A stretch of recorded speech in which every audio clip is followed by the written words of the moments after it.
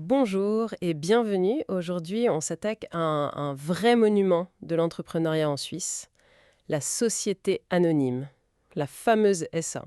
La fameuse SA, oui. Exactement. Et pour nous guider, on a sous les yeux un guide très complet de startups.ch. L'objectif, c'est simple. On va essayer de voir ce qui se cache vraiment derrière ces deux lettres, Mhm. pour qui c'est fait, quels sont les vrais avantages et peut-être aussi les pièges à éviter. Bref, on va décortiquer la machine. C'est tout à fait ça. La SA, c'est un peu disons, le costume 3 pièces du monde des affaires. Ah, j'aime bien l'image. Ça impose le respect, ça a l'air solide, mais on se demande si c'est confortable au quotidien. Surtout au début. Notre but, c'est de démystifier un peu tout ça. Parfait.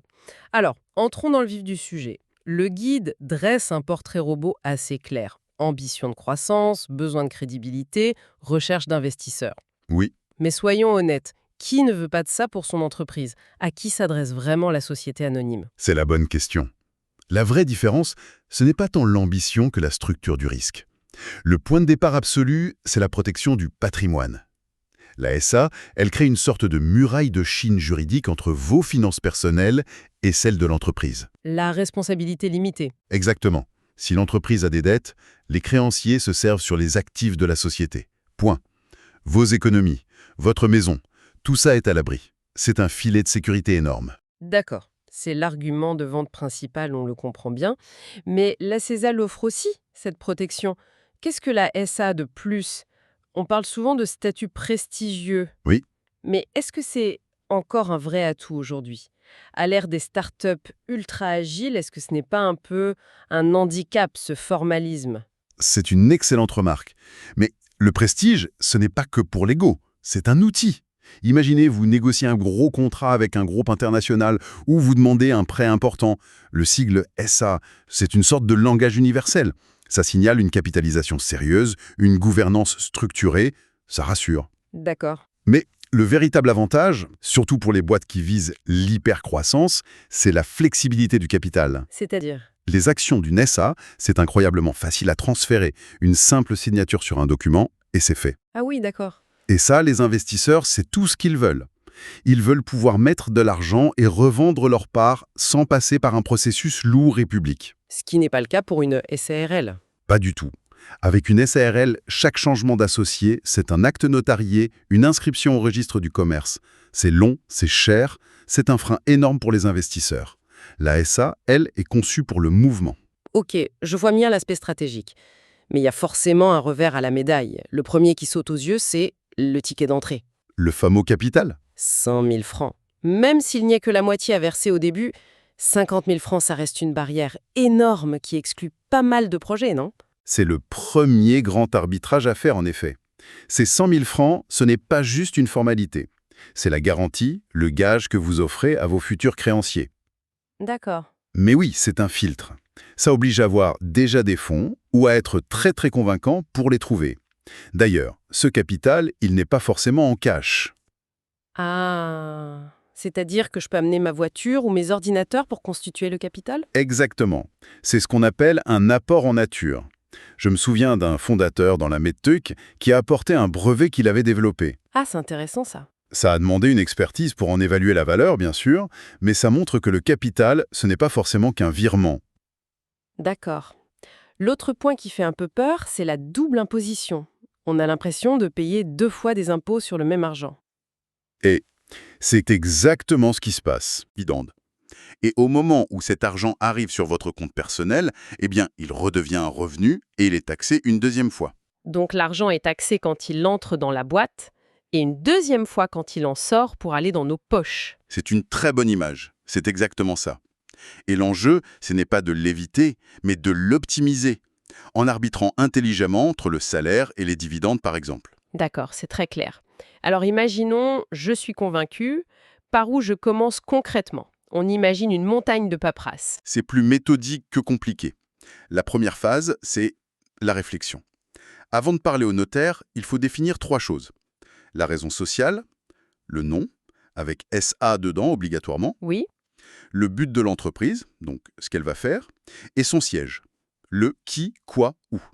Et puis, il faut rédiger les statuts. C'est la constitution de votre entreprise. La loi fondamentale de l'entreprise en quelque sorte. C'est ça. Et une fois que cette réflexion est faite, On passe à l'argent. Aux fameux 50 000 francs. on passe à l'argent. Et non, on n'arrive pas chez le notaire avec une mallette. Ah, je m'en doute. Il faut ouvrir ce qu'on appelle un compte de consignation à la banque. C'est un compte spécial, bloqué, sur lequel on verse le capital. La banque donne alors une attestation, et c'est ce papier qui prouve que l'argent existe. D'accord. Et à quel moment, dans tout ce processus, l'entreprise naît-elle vraiment? L'acte de naissance officiel, c'est l'inscription au registre du commerce. Le notaire authentifie les statuts, vérifie l'attestation de la banque. Une fois que l'acte est signé, il envoie le dossier au registre. Et c'est au moment précis où le registre valide l'inscription que la SA acquiert sa personnalité juridique. C'est là qu'on peut dire, ça y est, elle existe. À partir de cette seconde, elle existe. Elle peut signer des contrats, facturer, embaucher. Et j'imagine que les obligations, elles, ne font que commencer. C'est une très bonne image, oui. L'entreprise devient un citoyen. Elle a des devoirs. Lesquelles? D'abord, en interne, il faut tenir un registre des actions, savoir qui possède quoi. Ensuite, les obligations sociales, inscription à l'AVS, assurance accident, la LA, et la caisse de pension, la LPP, selon les salaires. Et enfin, la TVA, si on dépasse 100 000 francs de chiffre d'affaires.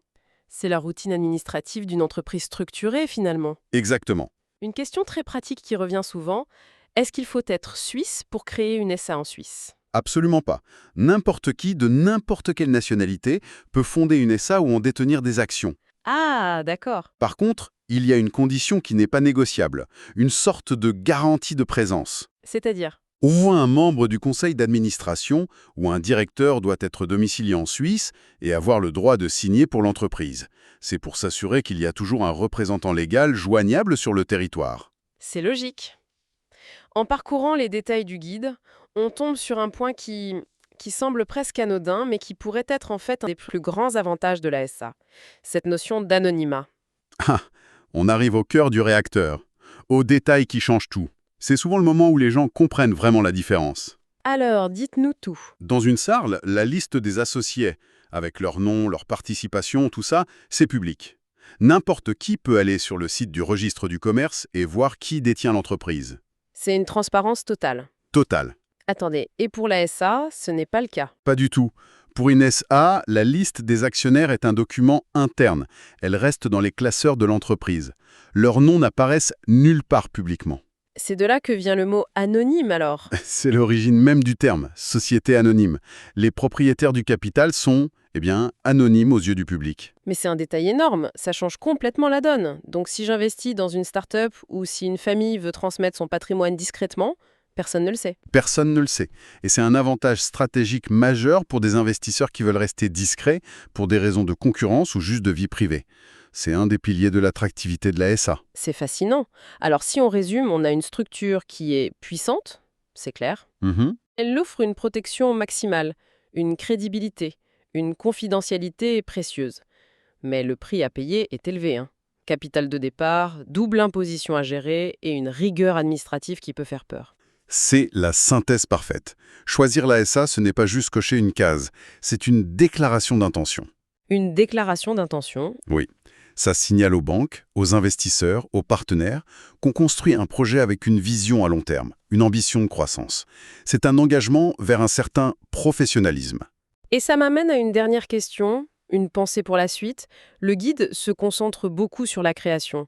Mais une fois la SA sur les rails, qu'en est-il du quotidien? C'est une bonne question. Cette structure de gouvernance, avec son conseil d'administration, ses assemblées générales, qui est faite pour la solidité, est-ce qu'elle ne devient pas un frein à l'agilité dont une jeune entreprise a désespérément besoin dans ses premières années, les plus critiques? C'est peut-être ça le vrai défi, faire cohabiter la rigueur d'un marathonien avec la vitesse d'un sprinter.